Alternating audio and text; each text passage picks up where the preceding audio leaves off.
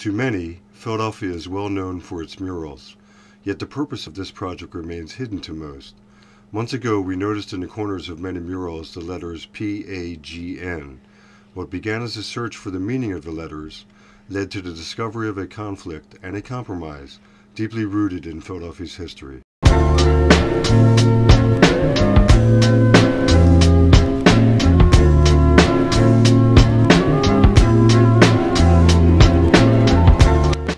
After quickly researching PAGN, we found that it was the Philadelphia Anti-Graffiti Network. This network was the response of the city to put a stop to the ever-growing epidemic of graffiti. So we decided to go to the source, the father of contemporary graffiti, Cornbread.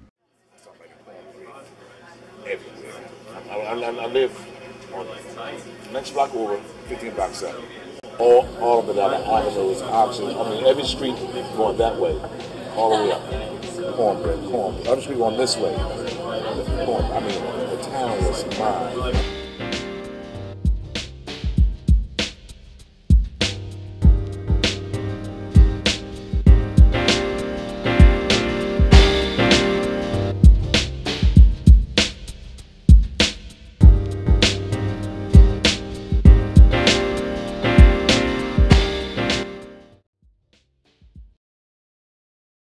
Soon after Cornbread left the graffiti scene in the early 1970s, new writers began to emerge, and with the new names came new styles and new ways of getting their names recognized.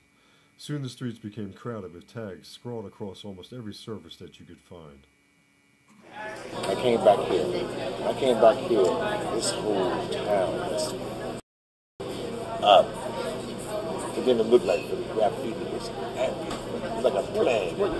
When Wilson Goodman ran for office, his top priority was to rid the city of graffiti. And I went to him, I said, Your Honor, you gave me a job, I could be a great asset to the program. He said, Who are you?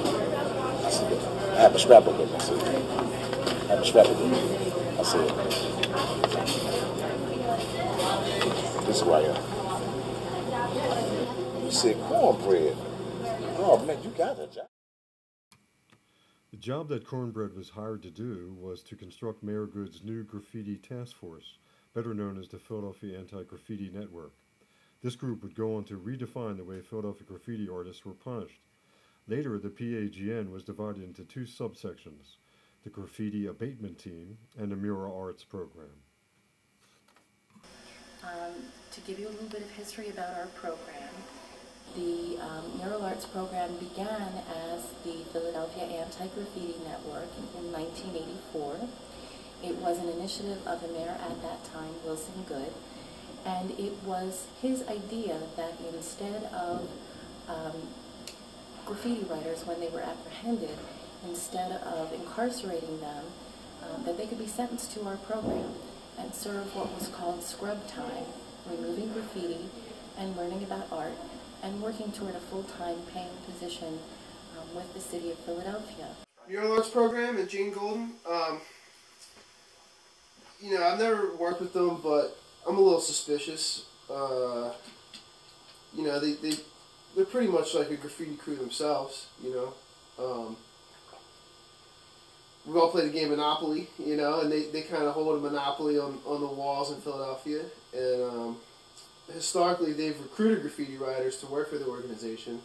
You know, this guy Johnsky, respect to him, living legend. But I understand Johnsky's like, you know, one of the Gene Golden's right arms or whatever. So, you know, for them to go out and recruit graffiti writers to then work for them, you know, it seems like they're killing two birds with one stone. They get writers off, you know.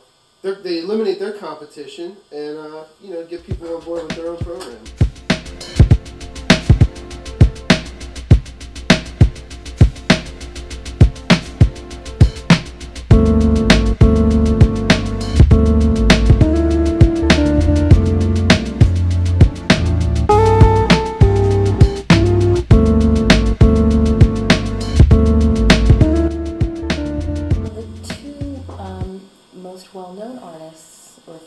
well-known artists are Pose 2 and Mike Smash and Johnny Buss. and Mike and Johnny also do a lot of work in Mosaic, and actually the three of them collaborated on a project called Directions around 12 and Crocodile, I want to say.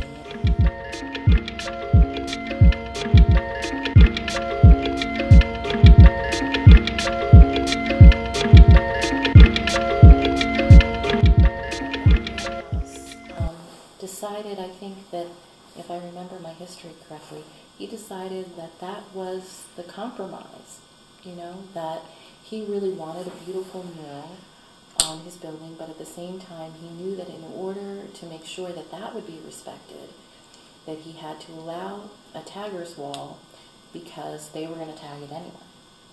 But the two are separate, and so in that way, that was his plan to make sure that the mural wouldn't get hurt.